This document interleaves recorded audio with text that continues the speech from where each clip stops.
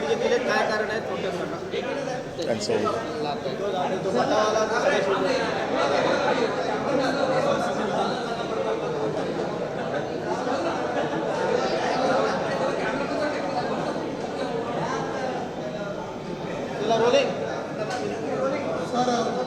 मुख्यमंत्र्यांना भेटला, काय चर्चा झाली, काय पुरावे दिले?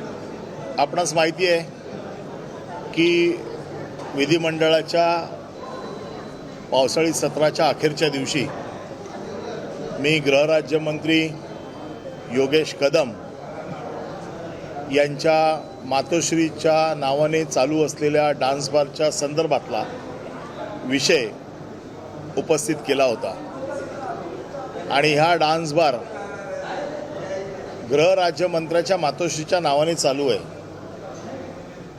आणि महाराष्ट्र सरकारची प्रतिमा त्यामुळे अतिशय डागाळली जाते। या बाबतीमध्ये त्या डान्स बारवरती झालेली कारवाई, यापूर्वी त्या डान्स बारवरती 2023 मध्ये झालेले छापे, त्या डान्स बारमध्ये त्या दिवशी जे छापे पडले त्याच्यामध्ये अरेस्ट झालेल्या 22 बारबाला, 22 गिरायकं, रोकड रक्कम, अशा प्रकारचा सगळा पंचनामा, FIR ची कॉपी, त्या डान्स बारचं लायसन, 23 मध्ये झालेले जे छापे होते त्याचे पंचनामे, त्याचबरोबर ज्या अवैध पद्धतीने खेडमध्ये वाळू उपसा करत होते तो देखील आरोप मी केला होता। त्या वाळू उपसाचे जे सरकारचं धोरण आहे, 5 ब्रास वाळू ही गरिबांच्या घरकुलाला मिळाली पाहिजे, परंतु ही वाळू ही योगिता डेंटल कॉलेजमध्ये डंप करून ठेवली आहे।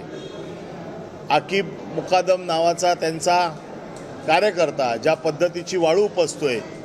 त्याचे सगळे फोटो, त्याचे सगळे व्हिडिओ, डान्स बारच्या संदर्भातली सगळी माहिती, डान्स बारचे कुठले कुठले कायदे, dance bar prohibitory and liabilities, या सगळ्याची व्यवस्थेत मांडणी करून परिवहन खात्याचा एक अधिकारी त्याचा युनिफॉर्म घालून त्याचा ड्रायव्हर रस्त्यावरती ई चलान मशीन घेऊन वसुली करतोय, याचं व्हिडिओ फुटेज, असे जे जे आरोप मी त्या दिवशी केले होते त्या सगळ्या आरोपांची आज पुरावे मी मुख्यमंत्र्यांच्या हाती दिलेले आहेत आणि मुख्यमंत्र्यांकडे ही मागणी केलेली आहे की माझे दिलेले पुरावे तपासून घेऊन त्यांनी गृहराज्यमंत्री योगेश कदम यांच्यावरती योग्य ती कारवाई करावी।